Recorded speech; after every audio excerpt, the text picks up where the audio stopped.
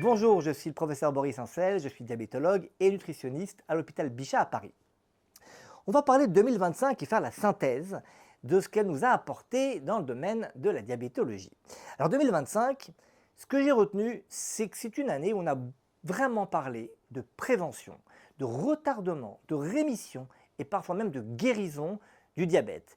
Et c'est ce qui a marqué cette année plus à mon sens que ce dont on a parlé pendant des années, à savoir comment améliorer simplement l'équilibre glycémique. Ce qui caractérise vraiment 2025, ce n'est pas une découverte isolée, mais à mon sens une phase de transition. On est vraiment en train de passer de résultats scientifiques solides et de cadres réglementaires parfois validés à la question de leur utilisation dans la vraie vie, dans la pratique. Alors pour le diabète de type 1, cette transition elle est très visible avec un traitement capable de retarder l'apparition du diabète clinique. On a eu une validation déjà en 2024 pour le teplizumab, qui est un anticorps qui permet de retarder le diabète de type 1 clinique chez des personnes qui commencent à développer un tel diabète ou qui vont développer un tel diabète. Et en 2025, eh bien, ce qui change, c'est qu'après cette autorisation réglementaire 2024, c'est qu'on se pose vraiment la question du déploiement. Qui dépister pour pouvoir traiter très tôt? À quel moment?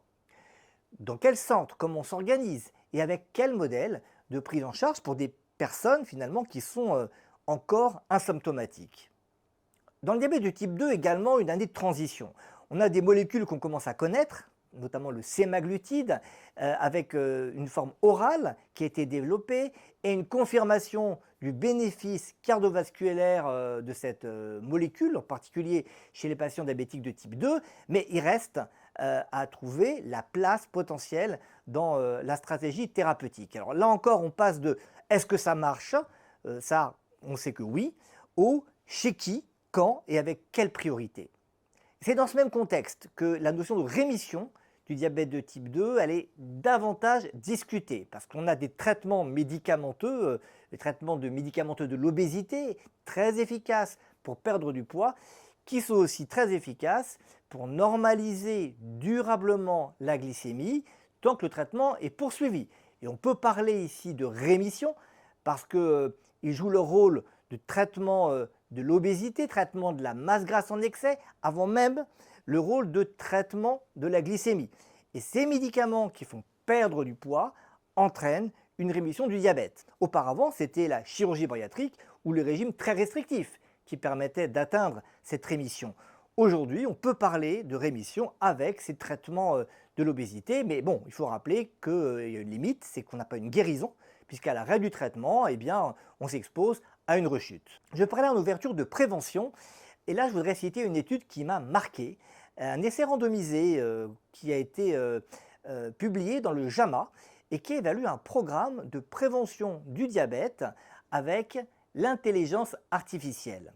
Cette étude, elle a comparé une intervention automatisée basée sur l'intelligence artificielle avec une méthode similaire au fameux DPP, une étude qui avait montré qu'avec un programme intensif, on pouvait réduire le risque de diabète de type 2, mais ici c'est un programme basé sur le DPP, mais uniquement délivré de façon automatisée avec une IA, et on a comparé cela à un programme DPP, mais avec des coachs humains. Et bien les résultats ont montré que le DPP automatisé avec l'IA est non inférieur au programme avec un coaching humain pour atteindre des objectifs de prévention du diabète à 12 mois.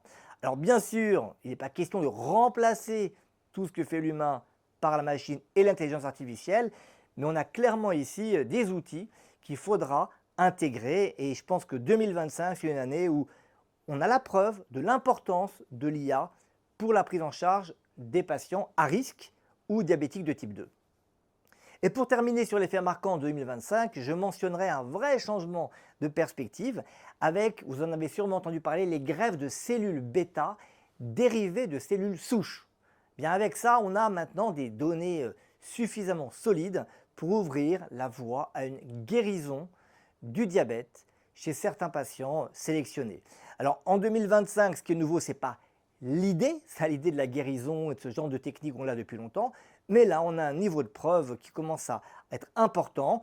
On observe des situations où on atteint l'indépendance insulinique durable, c'est-à-dire plus besoin d'insuline pour traiter un diabète de type 1, avec un contrôle glycémique satisfaisant qui peut durer dans le temps. Alors ça reste lourd, coûteux, réservé à des centres spécialisés, mais là on ne parle plus d'un concept théorique et on peut tout à fait imaginer que 2026 ou 2027 soit l'année du déploiement de ce genre de technique. Au fond, 2025, c'est un moment charnière en diabétologie. On l'a dit, les preuves sont là. Il y a des cadres réglementaires qui existent ou qui arrivent. Et il reste un problème majeur. Comment ces nouveaux traitements pourront être intégrés, avec quelle prise en charge par l'assurance maladie? Je vous remercie de votre attention et je vous souhaite une excellente année 2026.